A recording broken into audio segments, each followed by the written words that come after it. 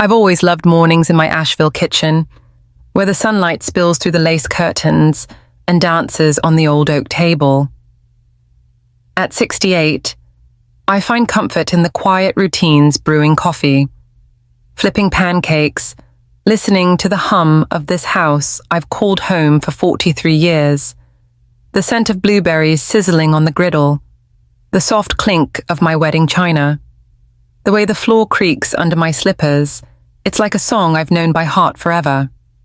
But that morning, as I reached into the trash to toss out eggshells, my hand froze. There, among the coffee grounds and crumpled napkins, was a photograph of me.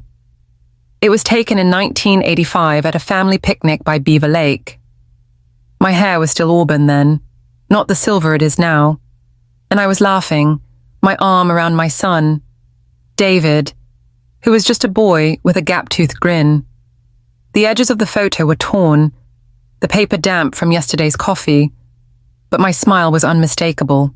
I lifted it out, my fingers trembling, and felt a pain sharper than any I'd known since David's passing. This wasn't just a photo. It was me, being erased from my own family story. I stood there, staring at the crumpled image, my heart thudding in my chest. The kitchen, once the heart of my home, felt like a stranger's now. For 7 years, ever since my daughter-in-law, Meghan, her husband, Ryan, and their children, Liam and Sophie, moved in, I'd been fading into the background of my own life. I'd cooked their meals, folded their laundry, watched their kids, all while they treated this house, my house, like it was theirs. And now this, my own face, tossed out with the garbage. "Grandma, what are you doing?" Liam's voice, bright and curious, snapped me out of my daze. My 7-year-old grandson stood in the doorway, his Spider-Man pajamas wrinkled from sleep, his hazel eyes so like my late husband Henry's wide with interest. I quickly wiped my hands on my apron and tucked the photo into my pocket. "Just tidying up, honey," I said, forcing a smile. My voice sounded steadier than I felt, but my heart ached at the innocence in his gaze. Liam was my anchor, him and his little sister, Sophie. They were why I'd endured so much for so long. He tilted his head, studying me like he could see right through my smile. "Mommy was throwing stuff away yesterday. She said the photo album only has people she likes now." The words hit like a slap. Though Liam didn't mean them to, I knelt down, my knees creaking, and brushed a lock of sandy hair from his forehead. "Is that so?" I managed, keeping my tone light. Inside, I was crumbling. I'd suspected for years that Meghan was trying to push me out of the family's memories, but hearing it from Liam's lips made it real, undeniable. He nodded, oblivious to the weight of his words. "Yeah, she told Daddy some people don't deserve to be remembered." My breath caught. I pressed my lips to Liam's forehead, inhaling the faint strawberry scent of his shampoo, trying to anchor myself in the moment. "Why don't you go play outside?" "Sweetheart, I'll bring you some blueberry pancakes in a bit." Liam grinned, his worries forgotten, and scampered off toward the backyard. I leaned against the counter, eyes closed, the photo burning a hole in my pocket. This was my kitchen. In my house, the home I'd built with Henry, where I'd raised David, where I'd poured every ounce of love I had. But for 7 years, I'd been made to feel like an intruder. Meghan's sharp commands, Ryan's dismissive grunts, the way they'd taken over every room except my small bedroom, it had chipped away at me, piece by piece, and now, finding my own face in the trash, it was the final straw. I pulled the photo out again, smoothing it as best I could. The edges curled, but my smile was still there, frozen in time. I remembered that picnic like it was yesterday. It was 1985, a golden August day, with dragonflies skimming over Beaver Lake and the smell of grilled hot dogs in the air. David had caught a frog and proudly showed it to me, his eyes shining with pride. Henry had laughed, his arm around my shoulders, and snapped that photo. You're the heart of this family. Ellie, he'd said. Back then, I believed him. The memory warmed me, but it also stung. Henry was gone, taken by a heart attack 20 years ago. David followed a decade later, lost in a car accident that still felt like a bad dream. This house, this kitchen, this garden out back, they were all I had left of them. And I'd fought to keep it, scraping by on my teacher's pension and social security, even as Meghan and Ryan lived here rent-free. Their TVs and computers driving up the electric bill, their groceries emptying my savings. I'd told myself I was helping family, that it was temporary, that they'd get back on their feet, but 7 years, that wasn't temporary. That was taking advantage. Ellie, did you use the last of the coffee again? Meghan's voice cut through my thoughts like a knife. She swept into the kitchen, already dressed for her part-time job at a real estate firm downtown. At 39, she had my high cheekbones, but none of the warmth I'd tried to pass on to David. Her dark hair was pulled into a tight bun, and her eyes were sharp, always searching for something to criticize. It's in the pantry, I said, pointing to the shelf I'd organized just yesterday. I'd put the coffee there on purpose, a small act of defiance against her insistence on keeping it on the counter.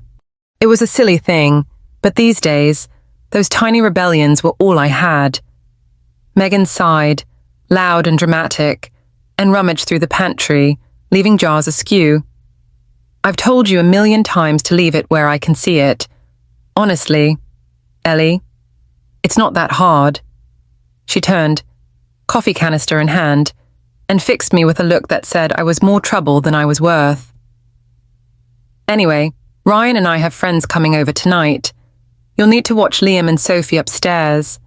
The way she said it, like it wasn't even a question, lit a spark in me. For years, I'd swallowed my pride, nodded along, done what was asked. But not today, not with that photo in my pocket. Actually, I have plans, I said, the words slipping out before I could stop them. Meghan froze, her eyebrows shooting up. Plans? What plans could you have? Her tone was equal parts surprise and disdain, as if the idea of me having a life outside this house was absurd. I'm meeting with Jim Harper, I said, naming Henry's old attorney. I saw the flicker of unease in her eyes, and it gave me a strange sense of power. Jim was a name she knew, someone tied to the legal side of this house, and it unsettled her. Why? Her voice sharpened, her posture stiffening. Just some paperwork to update, I said vaguely, turning back to the griddle to flip a pancake. In truth, I'd called Jim that morning, the decision crystallizing after weeks of hesitation, 7 years of being treated like a servant, 7 years of watching Meghan and Ryan live rent-free, contribution-free, respect-free in my home. It was enough. That photo was the push I needed to act. Meghan huffed, clearly annoyed but not quite suspicious enough to press further. Fine, I'll get Dot from next door to watch the kids. She stormed out, leaving a trail of tension in her wake. I plated the pancakes, the familiar motions grounding me. As I carried them outside to Liam, who was chasing a butterfly in the backyard, I felt the weight of the photo in my pocket. It was more than a picture. It was a reminder of who I used to be. Eleanor Thompson, the woman who'd taught high school English for 30 years, who'd read poetry to her students under the oak tree out back, who'd built this life with Henry through hard work and love. I wasn't ready to let that woman disappear. The backyard was my sanctuary, even now. The garden Henry and I had planted decades ago still bloomed. Though the roses were struggling under weeds I hadn't had time to pull, I set the pancakes on the picnic table and watched Liam dig in, syrup dripping down his chin. "These are the best, Grandma," he said, his smile so much like David's it hurt. "You're my best helper," I teased, ruffling his hair. But my mind drifted back to 1978, when Henry and I first moved into this house. We were young, barely 30, with a mortgage that felt like a mountain and dreams as big as the Blue Ridge Peaks. Henry had carried me over the threshold, laughing, and we'd spent that first summer planting this garden. He'd dug the soil while I chose the flowers, roses for love, daisies for hope. "This is our forever, Ellie," he'd said. His hands dirty, but his eyes bright. Back then, forever felt possible. David was born a year later, and this house became his playground. I'd sit in the garden with him, reading The Wind in the Willows while he chased fireflies. Even after Henry died, and then David, the garden kept me going. It was where I'd grieved, where I'd prayed, where I'd promised to hold on for Liam and Sophie, but now, even the garden felt invaded. Meghan had complained it was wasted space, suggesting we pave it over for a patio. Ryan had borrowed my tools and never returned them. Piece by piece, they were taking everything. I shook off the memory as Liam finished his pancakes and ran off to play. Back in the kitchen, I washed the dishes, the photo still heavy in my pocket. I thought about calling my sister, Barbara, in Arizona, but stopped myself. She'd only say I was overreacting. That family comes first.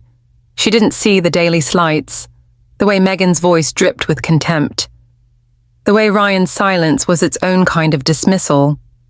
No, I needed someone who'd understand, someone like Dot Reynolds, my neighbor for nearly 3 decades. I stepped outside, the late summer air warm against my skin, and spotted Dot tending her hydrangeas over the fence.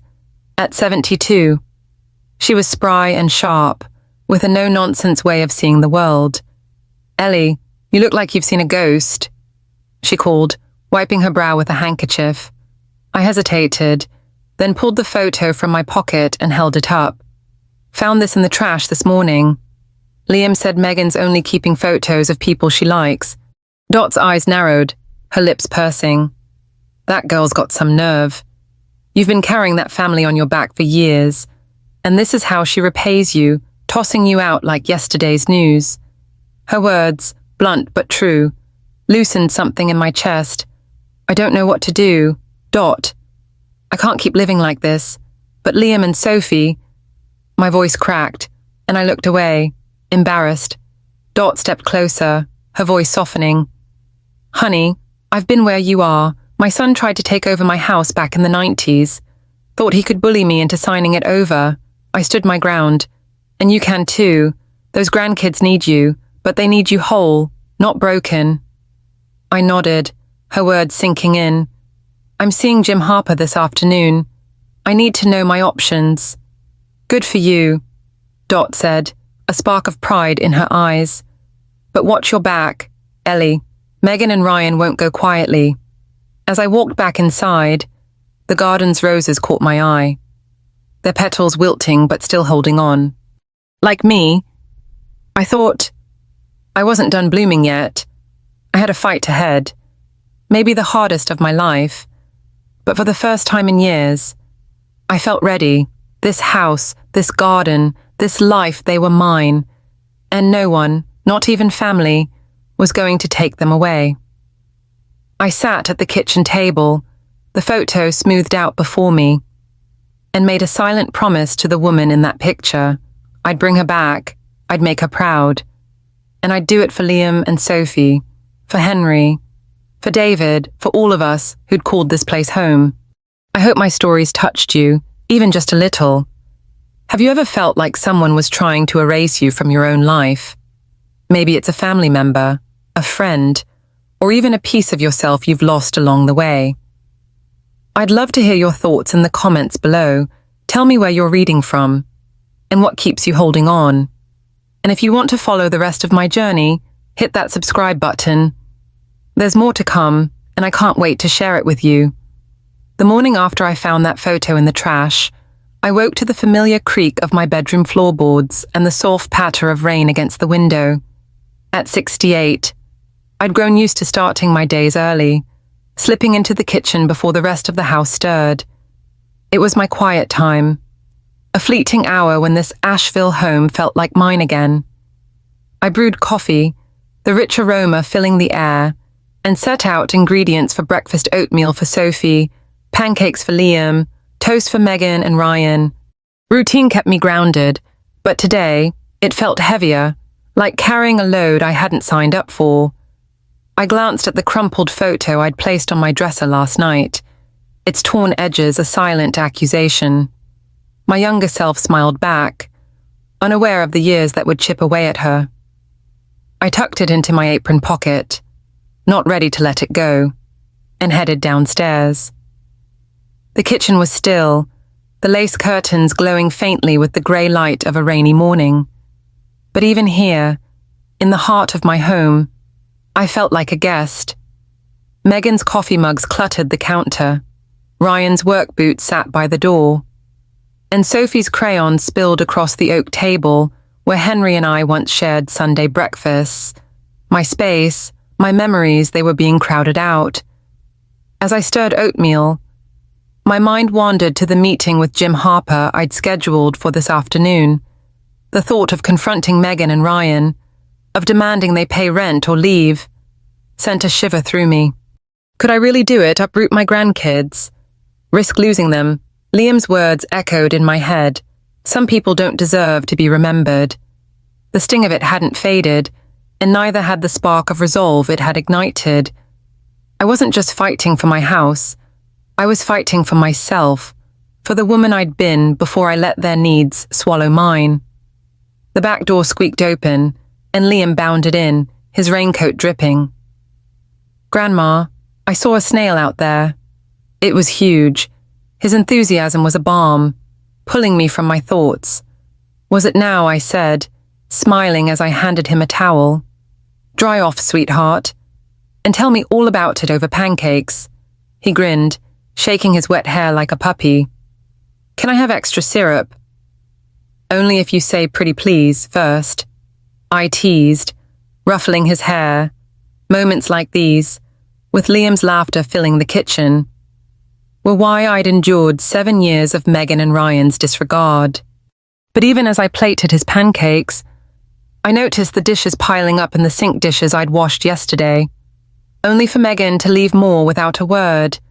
The groceries I'd bought at Ingles, the electric bill I'd paid, the water heater I'd replaced with my savings, it all added up, a silent tally of my sacrifices. Sophie toddled in next, her 5-year-old frame wrapped in a unicorn nightgown. "Grandma, can I have my oatmeal with raisins?" she asked, climbing onto a stool. "Of course, honey," I said, scooping oatmeal into her favorite bowl, the one with bumblebees Henry had bought her.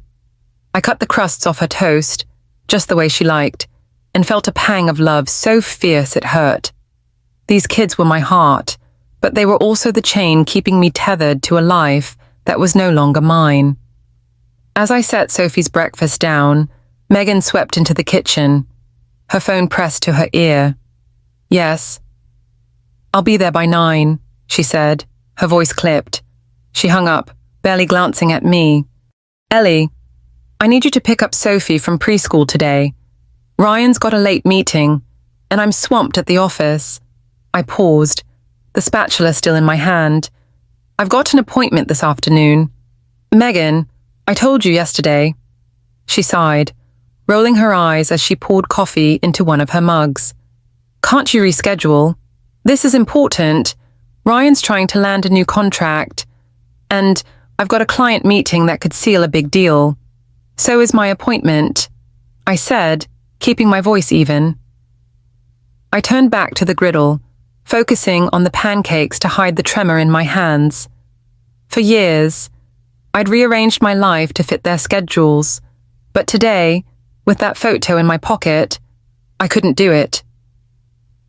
Meghan's eyes narrowed. What appointment could possibly be more important than helping your family? Honestly. "Ellie, we're all stretched thin here. You could try to meet us halfway." The accusation stung, but it also lit a fire in me. Halfway, I'd given them everything: my home, my savings, my time, while they contributed nothing but complaints. "I'm doing my part." "Meghan," I said, my tone sharper than I intended, Maybe it's time you and Ryan started helping with the bills. The electric's gone up again, and I can't keep covering it alone." She froze, coffee mug halfway to her lips. "Are you serious? You think we have extra cash lying around? We're barely making ends meet as it is." Her voice was loud now, enough to make Sophie look up from her oatmeal. I took a deep breath, willing myself to stay calm. "You've been living here rent-free for 7 years.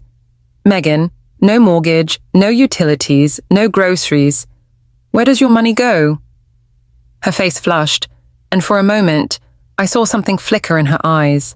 Guilt. Maybe, or defensiveness. "That's none of your business," she snapped. "We're family. Ellie, we're supposed to take care of each other, not keep score." "Family respects each other," I said quietly. Meeting her gaze, I don't feel respected when I'm treated like a maid in my own home. The silence that followed was thick, broken only by Liam's fork clinking against his plate. Meghan's jaw tightened, and she set her mug down with a thud. "We'll talk about this later," she said, grabbing her purse. "Come on, kids, let's get you to school." As she ushered Liam and Sophie out, I stood alone in the kitchen, the rain outside mirroring the storm inside me. I'd crossed a line, said things I'd held back for years. Part of me wanted to call her back, to smooth things over, but the weight of that photo in my pocket kept me rooted. I wasn't wrong. I wasn't. I cleaned the kitchen, the familiar motions a temporary escape, but my mind drifted to David. He'd been gone 10 years now, taken by a car accident that still felt like a betrayal of the life we'd planned. I remembered him at Liam's age, sitting in this very kitchen, his nose buried in a book while I graded papers. He'd loved poetry, just like me. And we'd spent summer evenings in the backyard, reading Whitman under the oak tree Henry had planted. The world is full of stories. "Mom," he'd said once, his eyes bright, "you're the best at telling them." I smiled at the memory, but it faded as I thought of Meghan. David had loved her fiercely, but he'd worried about her too. "She's practical, Mom," he'd said once, a year before he died, sometimes too practical. "Promise you'll look out for her if anything happens to me." I'd promised, and when Meghan and Ryan hit hard times Ryan's layoff, their eviction scare, I'd opened my home to them, just for a few months. Meghan had said that was 7 years ago.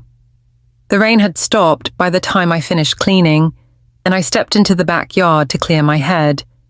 The garden was a mess, weeds choking the roses Henry and I had planted. Meghan had called it wasted space, suggesting we turn it into a patio for their barbecues. The idea still made my stomach twist. This garden was where I'd taught David to plant seeds, where Henry had proposed, where I'd scattered their ashes after they were gone. It was mine, and I wouldn't let it go. I knelt to pull a weed, the damp earth cool under my fingers. When Dot Reynolds called over the fence, "Ellie, you're out here in this drizzle. You'll catch your death." I stood, brushing dirt from my hands, and smiled at my neighbor. Dot, at 72, was all energy, her silver hair tucked under a gardening hat. She'd lived next door for decades, watching David grow up, witnessing Meghan and Ryan's slow takeover with a disapproving eye. "Just needed some air." I said, "It's been a morning." Dot leaned on her rake, her gaze sharp. "Saw Meghan tearing out of here like a bat out of hell." "You two have words," I hesitated, then pulled the photo from my pocket and held it up. "Found this in the trash yesterday. Liam said Meghan's only keeping photos of people she likes." Dot's face hardened. "That's low, Ellie, even for her. You've been more than generous, letting them live here free all these years. And this is how they thank you, by tossing you out like an old rag." Her bluntness was a comfort, a reminder I wasn't imagining the hurt. I told her I can't keep paying for everything. I admitted. She didn't take it well. "Good," Dot said, crossing her arms. "It's about time you stood up.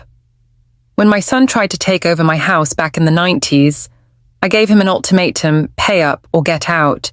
He's still sore about it, but I sleep better at night. I managed a small laugh. I'm seeing Jim Harper today. I need to know what I can do legally. Dot nodded, a spark of pride in her eyes. Smart move, but watch yourself, Ellie. Meghan's got a knack for twisting things, and Ryan's no better. They'll fight dirty if they think they're losing their free ride. Her words stayed with me as I headed back inside.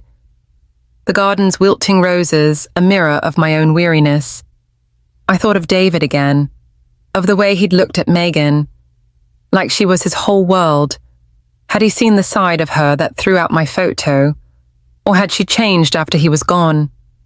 Hardened by loss and the pressures of raising 2 kids in a world that felt too expensive, I wanted to believe there was still good in her. The girl David had loved, but it was hard to see past the sharpness in her eyes. Upstairs. I changed for my meeting with Jim, choosing a simple blouse and slacks, the kind I'd worn when I taught high school English. I caught my reflection in the mirror, silver hair pulled into a loose bun, lines etched around my eyes, but a spark I hadn't seen in years. I wasn't the woman in that 1985 photo anymore, but I wasn't done either. I had stories left to tell, love left to give, and a home to reclaim. As I grabbed my purse, Sophie's bumblebee bowl caught my eye on the counter, a reminder of the kids who made this fight worth it. I'd do anything for Liam and Sophie, but I couldn't keep sacrificing myself. Dot was right, I had to be whole for them, not broken. The cracks in this house, in my heart, were real, but they weren't the end of my story. They were just the beginning of something new. The rain had cleared by the time I left for my meeting with Jim Harper, leaving Asheville's streets glistening under a pale afternoon sun. I drove my old Honda down Biltmore Avenue, the Blue Ridge Mountains a soft blur in the distance, and felt a nervous flutter in my chest. At 68, I wasn't used to standing up for myself not like this. For years, I'd bent to Meghan and Ryan's demands, swallowed my pride to keep the peace for Liam and Sophie.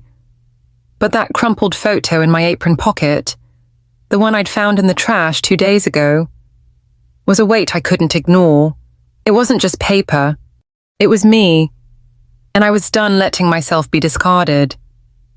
I parked outside Harper and Associates, a modest brick building in downtown Asheville with ivy creeping up its walls.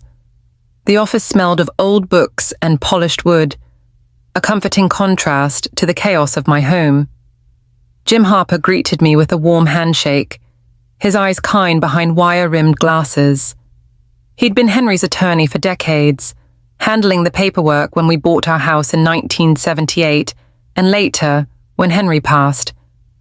"Ellie, it's good to see you," he said, ushering me into a leather chair. Though I'm guessing this isn't a social call, I managed a small smile, smoothing my blouse. "Not exactly. Jim, I need advice. Things at home, they're not working anymore." I told him everything, how Meghan and Ryan had moved in 7 years ago, promising it was temporary, how they'd taken over my house, living rent-free while I paid for utilities, groceries, repairs, how I'd found my photo in the trash, with Liam's innocent words confirming Meghan's intent to erase me. My voice trembled as I spoke, but I kept going, the words spilling out like water from a cracked dam. I can't keep living like this. I finished, my hands clasped tightly in my lap. I love my grandkids, but I'm disappearing in my own home. Jim leaned back, his expression grave but not surprised. "I've seen this before. Ellie, family can be the hardest to set boundaries with. Legally, you're in a strong position. The house is in your name, and you've got every right to decide who lives there and on what terms." He pulled out a notepad, jotting something down. "You've got 2 main options. First, you can draft a rental agreement set a fair rate, require them to cover a share of utilities, make it formal. Second, you can give them a timeline to move out, With or without your help finding a new place. I nodded, picturing Meghan's reaction to either choice. What if they refuse, or worse, what if they try to keep Liam and Sophie from me? Jim's eyes softened. That's the tough part. North Carolina law doesn't guarantee grandparent visitation unless there's a custody dispute, but you've got a strong case for staying in their lives.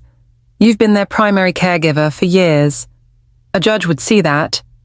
He paused, tapping his pen. But it could get messy. Ellie, they might fight back, claim you're unfit, try to undermine you. When was your last checkup? 3 months ago, I said. Dr. Hansen said I'm healthy as a horse, mentally and physically. Good. Get a copy of that report for our files. It'll shut down any nonsense about your capacity. He leaned forward, his voice firm. You're not alone in this. Ellie, we'll make sure you're protected. I left his office with a folder of draft documents and a flicker of hope, but also a knot of fear. Confronting Meghan and Ryan meant risking everything: the fragile peace, my time with the kids, the family I'd fought to hold together since David's death. As I drove home, the mountains seemed to watch me, steady and unyielding, like a reminder of the strength I needed to find. Back at the house, I slipped into the garden to clear my head. The roses were still struggling, their petals bruised by neglect, but I knelt to pull a few weeds, the earth cool under my fingers. I thought of Henry, the way he'd loved this garden. In 1980, 2 years after we moved in, he'd spent a whole weekend building a trellis for the roses. His hands blistered, but his grin wide. This is for you. Ellie, he'd said, brushing dirt from his jeans. A place to grow, no matter what life throws at us. I'd laughed, teasing him about his romantic streak. But he was right. This garden had seen me through Henry's death, David's accident, the lonely years that followed. It was where I'd whispered my fears, my prayers, my promises to keep going. Now, it felt like the only place I could still hear Henry's voice. Don't let anyone take this from you, he seemed to say, the wind rustling the leaves. Not your home, not your heart. I stood, brushing soil from my knees, and headed inside to start dinner. The kids would be home from school soon, and Meghan had texted curtly that she'd be late. As I chopped vegetables for soup, the back door slammed, and Ryan's voice boomed through the house. Ellie, you seen my toolbox? He appeared in the kitchen, his construction boots tracking mud across my clean floor.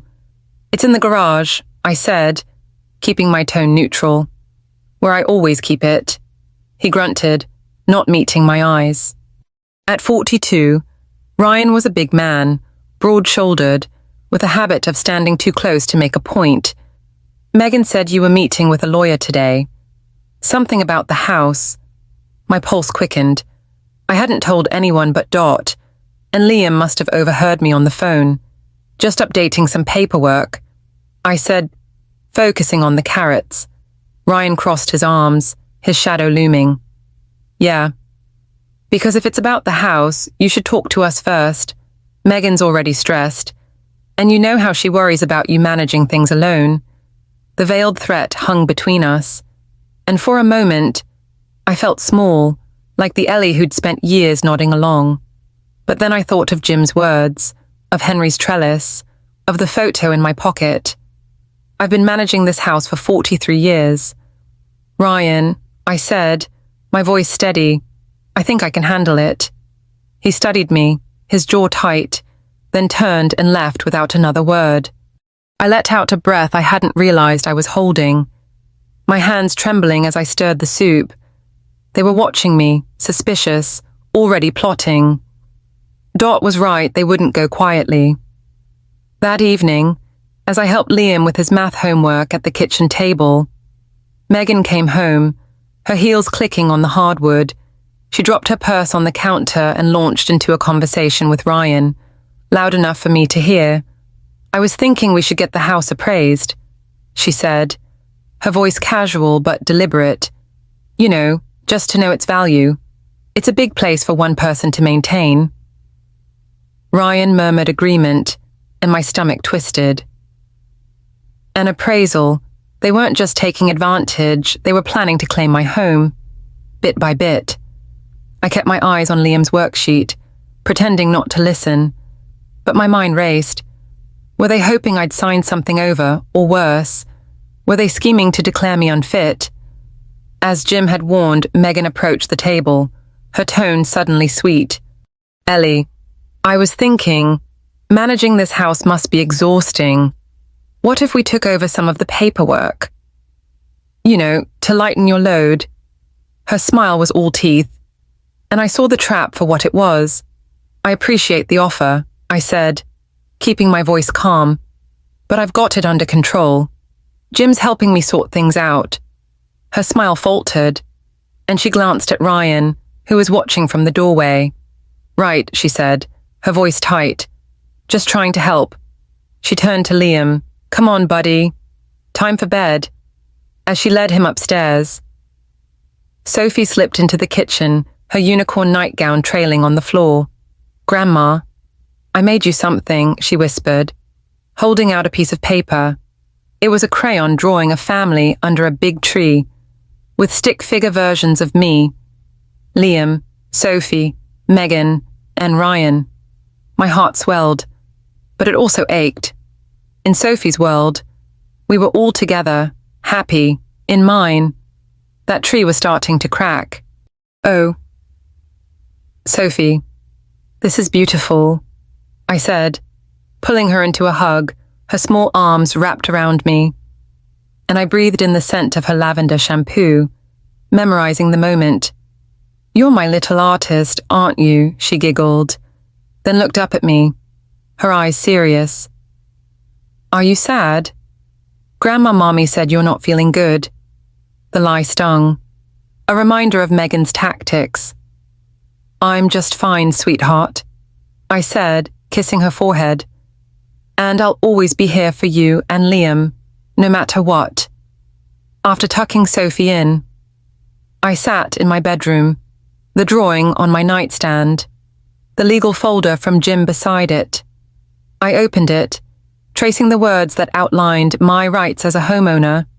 Rental agreement or eviction notice both felt like declarations of war.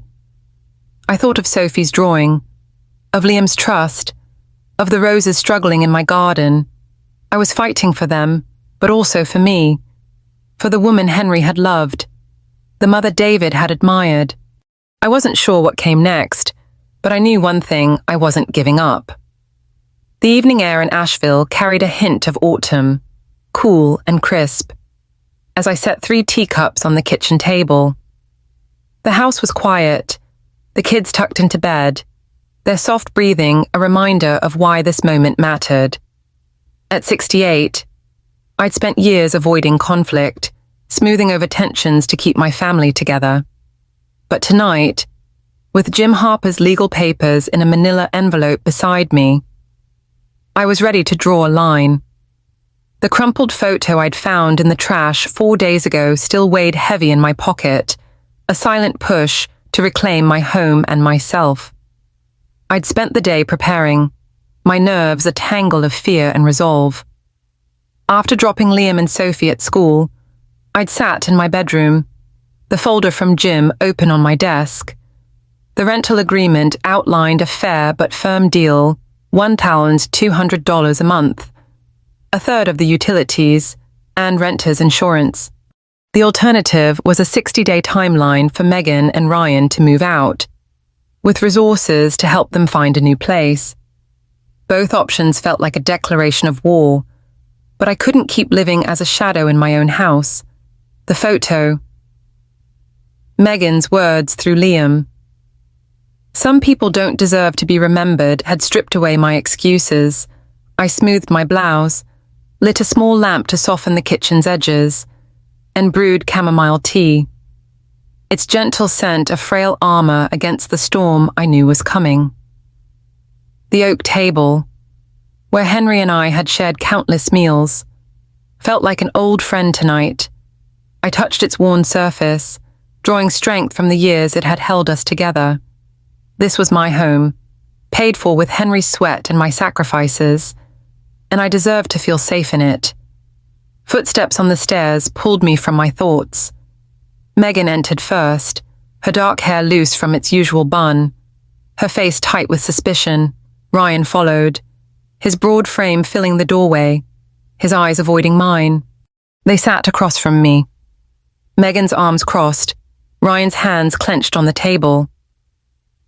The teacup sat untouched, steam curling into the silence.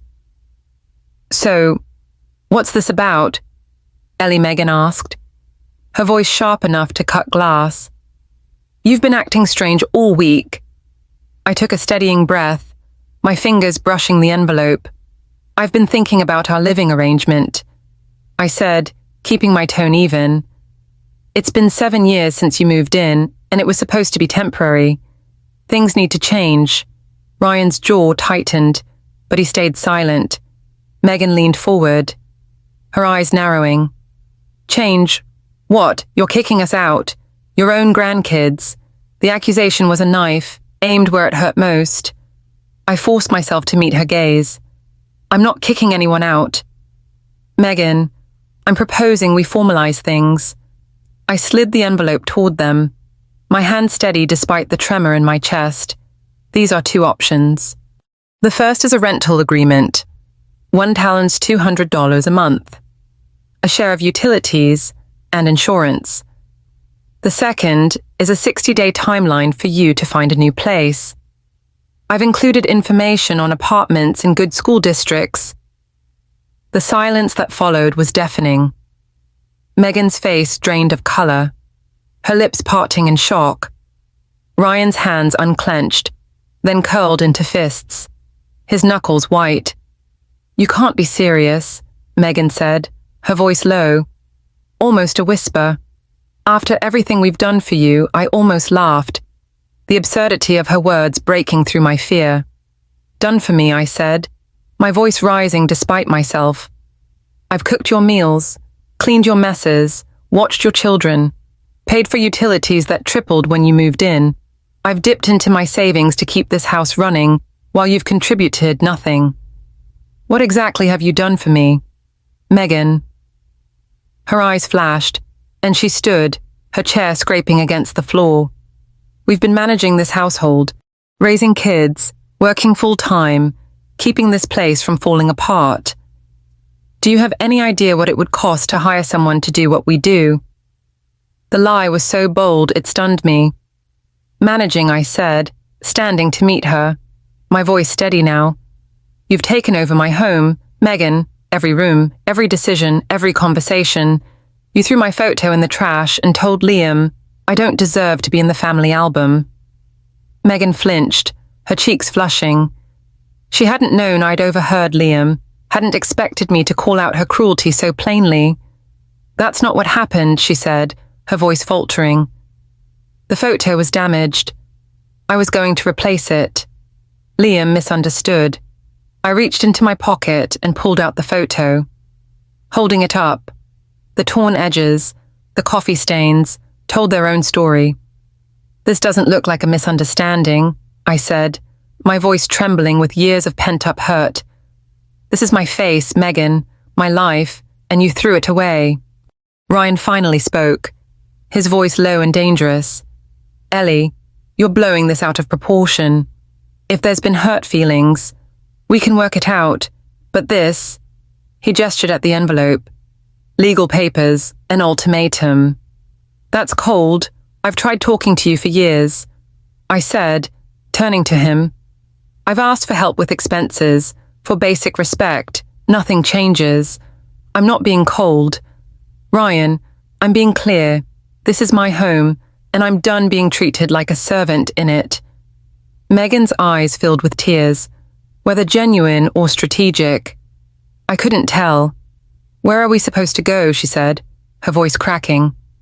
"How can you do this to Liam and Sophie? Your own grandkids." The mention of the kids was a blow, but I'd prepared for it. "I'm not doing anything to them," I said, my voice firm. I'm setting boundaries with my daughter-in-law and her husband, who've taken advantage of me for 7 years. Liam and Sophie will always have a place in my life if you let them. Meghan sank back into her chair, tears streaming down her face. I can't believe how selfish you've become, she said, her voice shaking. David would be ashamed of you. The mention of my son was a calculated wound, and it landed deep. I felt the sting, the grief that never fully faded, but it didn't break me.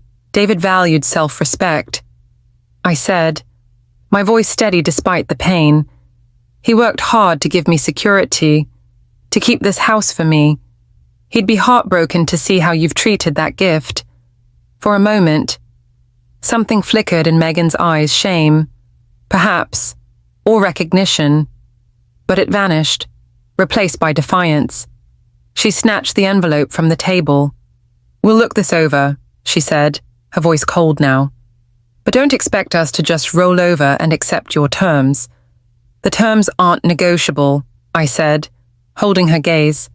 Sign the agreement by the end of the week, or give me your move-out date. Ryan stood, his chair scraping loudly. He leaned across the table, his voice a low growl. You'll regret this, Ellie. I promise you that. He followed Meghan out, their footsteps heavy on the stairs, leaving me alone with the cooling tea and the echo of my own words. I sank into my chair, my heart pounding, my hands trembling. I'd done it, stood up to them, laid out my truth. The kitchen felt different now, lighter, like it was breathing again. I touched the photo, smoothing its edges, and felt a strange calm settle over me. There would be consequences, hard days ahead, but for the first time in years, I felt like myself again, not just a grandmother, not just a widow, but Ellie Thompson, a woman with a voice and a home worth fighting for. As I cleared the teacups, my mind drifted to a memory I hadn't thought of in years. It was 1992, and I was teaching English at Asheville High. A student, a quiet girl named Sarah, was being bullied by a group of popular kids. They'd mocked her poems, torn her notebook in front of the class. I'd wanted to stay neutral, to avoid making waves, but Sarah's tear-streaked face had stayed with me.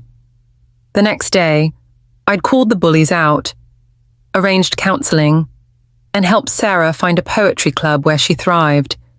She'd written me a thank you note that I still kept in my desk. You made me feel like I mattered. Standing up for Sarah had been scary, but it had changed her life and mine. I'd forgotten that strength, buried it under years of keeping the peace with Meghan and Ryan. But tonight, I'd found it again. I wasn't just fighting for my house. I was fighting for the woman who'd taught Sarah to stand tall, who'd built a garden with Henry, who'd raised David to love fiercely. That woman deserved to be remembered. I walked to the back door, looking out at the garden. The roses were barely visible in the moonlight, their petals fragile but holding on, like me. I thought I'd been bruised, neglected, but I wasn't done blooming. Meghan and Ryan's threats loomed, and I knew the fight wasn't over. But for tonight, I'd taken the first step. I'd opened the cage, and the bird inside me was finally stretching its wings. The morning after our confrontation, I woke to a house so quiet it felt hollow. No clatter of dishes, no hum of cartoons, no chatter of Liam and Sophie racing down the stairs.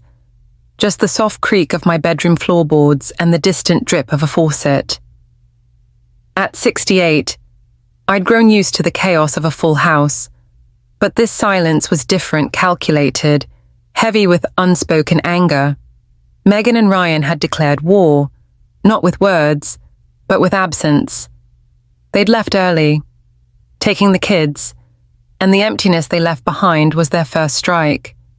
I brewed coffee in my Asheville kitchen, the familiar scent grounding me as sunlight filtered through the lace curtains. The manila envelope from Jim Harper sat on the oak table, its contents a rental agreement or a 60-day move-out notice still untouched by Meghan and Ryan. Last night's showdown played in my mind Meghan's tears, Ryan's threat, my own voice, steady but trembling, demanding respect. I'd stood my ground, but the cost was already clear. The kids were caught in the crossfire, and my heart ached at the thought of losing them. I sipped my coffee, glancing at the crumpled photo I'd found in the trash 5 days ago, now tucked beside my teacup. My younger self smiled from 1985, unaware of the battles ahead. I traced her face, feeling a mix of pride and fear. I'd reclaimed my voice, but what came next? Would Meghan make good on her threat to keep Liam and Sophie from me? The possibility was a cold weight in my chest, heavier than any bill I'd paid to keep this house running. As I washed my cup, the back door squeaked, and Liam's voice broke the silence. "Grandma, I'm back." He bounded in, his raincoat dripping, his 7-year-old energy a burst of light. Sophie trailed behind, clutching her unicorn plushie.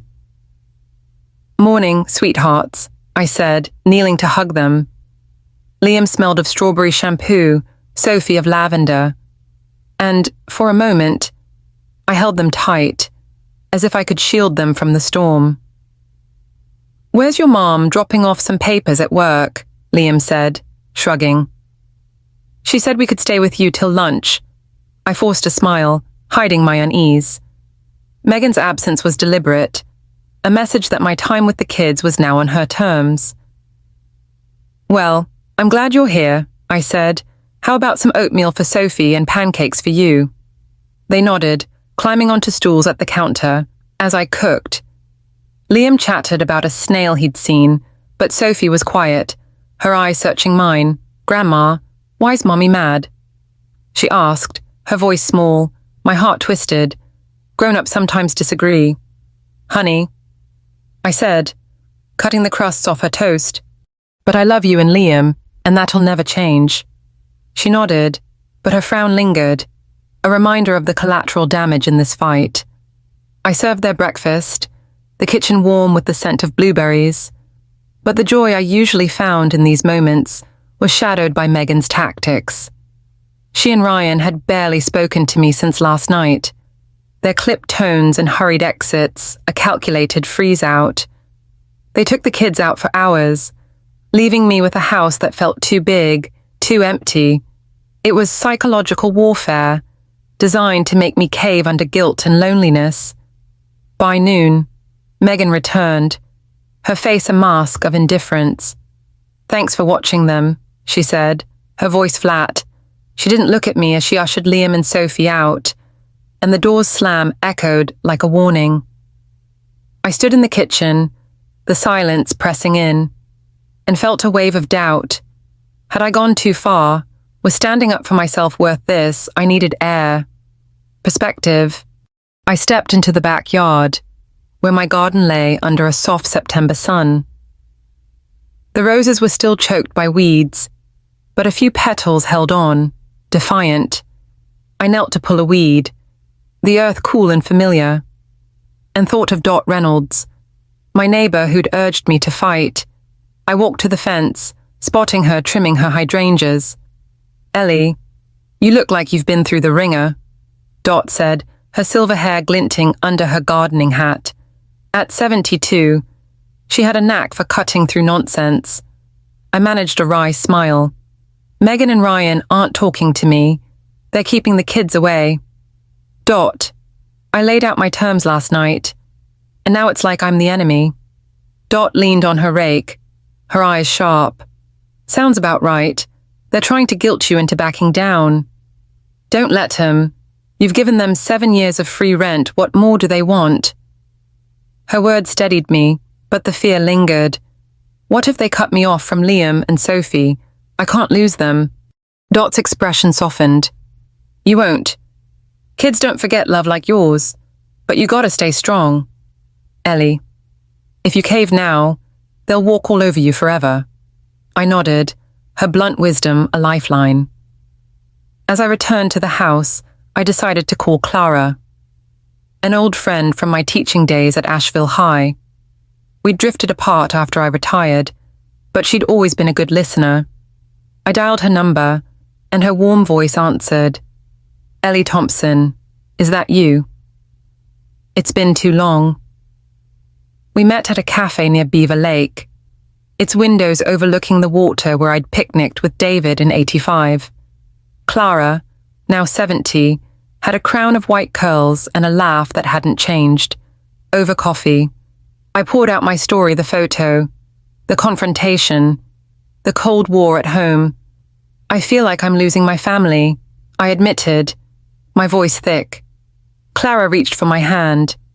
You're not losing them, Ellie. You're finding yourself. I went through something similar with my daughter years ago. She thought she could run my life after her dad passed. Setting boundaries was the hardest thing I ever did. But it saved us. Meghan will come around, or she won't. Either way, you deserve to live in your own home. Her words, like dots, were a balm. I wasn't alone, and that knowledge gave me strength to face the days ahead. But Meghan and Ryan's tactics escalated. They accidentally disconnected the internet when I needed to email Jim, scheduled a repairman for the furnace without telling me, and left notes about chores they expected me to do. Worst of all, they kept Liam and Sophie out late, cutting our time together to slivers. I overheard Liam asking, "Why can't we stay with Grandma only for Meghan to hush him with? She needs space, honey." The lie stung, but I held firm, refusing to beg. A week later, the counteroffensive came. My sister Barbara called from Arizona, her voice crackling with accusation. "Ellie, what's going on?" "Meghan says you're trying to evict them, that you're acting paranoid. She's worried about your mental state." I gripped the phone, my stomach sinking. So that was their plan-spread lies to turn family against me. "I'm fine. Barbara," I said, keeping my voice steady, "I've asked them to pay rent or move out after 7 years of living here free. If you want the truth, come see for yourself." Barbara sighed. "I'm just concerned. This doesn't sound like you. Maybe that's the problem." I said quietly, "I've been too quiet for too long." I hung up, trembling. As 2 more relatives called with similar scripts, Meghan was rallying an army, painting me as unstable to undermine my stand. But their tactics backfired. Each slight, each lie, strengthened my resolve. I kept Jim's folder close, my doctor's report ready, and focused on small acts of reclaiming, organizing my kitchen, tending the garden, hanging a photo of David in the living room. The house felt like it was waking up, and so was I. 10 days after the confrontation, I woke to the sound of cardboard boxes being taped shut. I found Meghan and Ryan in the living room, packing books and clothes, their movements brisk and silent. "What's happening?" I asked, though I could guess.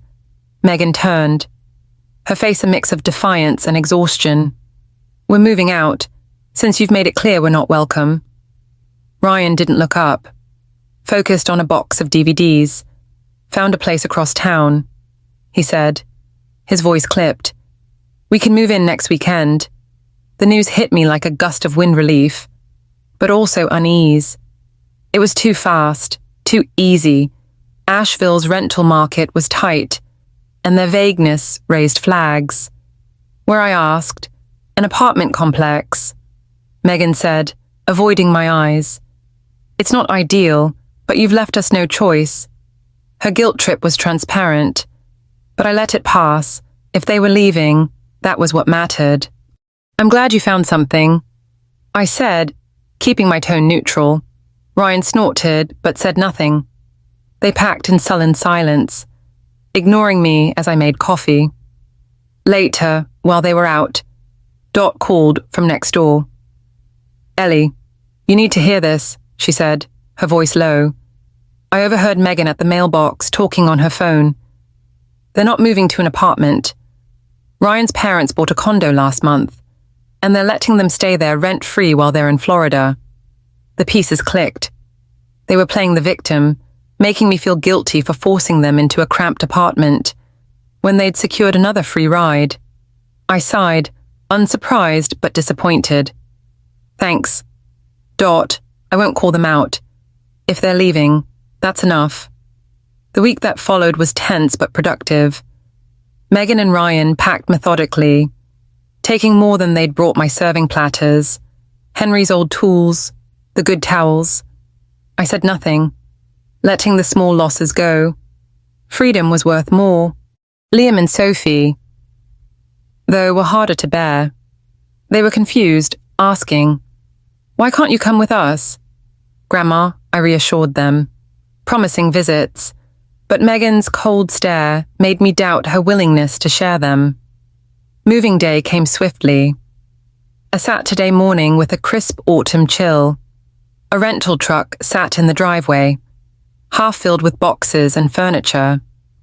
Liam and Sophie ran between the house and truck, their excitement clashing with their anxiety. I stayed in the kitchen, watching from the window as my home emptied of their presence. It felt strange lighter, like the house was exhaling after years of holding its breath. "We'll be back for the rest tomorrow," Ryan said curtly, not meeting my eyes. Meghan lingered in the entryway, her expression unreadable. "The kids want to say goodbye." Liam and Sophie rushed to me, their arms tight around my waist. I held them close, memorizing their warmth, their scents. "We'll see Grandma soon."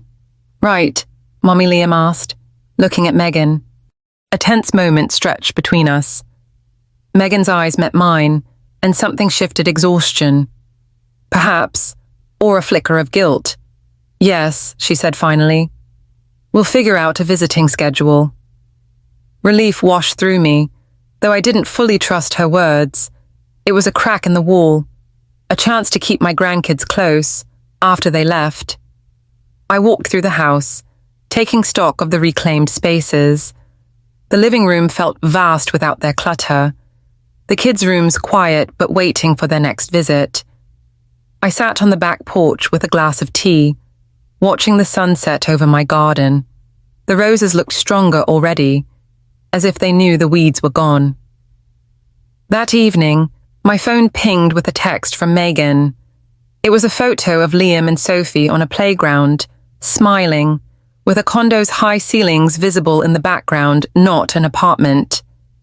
"We're settling in," she wrote. "Kids wanted to say hi, no apology, but the gesture was something." I replied, "Glad they're happy. Let me know when they can visit." It wasn't peace, but it was a start. The quiet of my home felt sacred now, not lonely.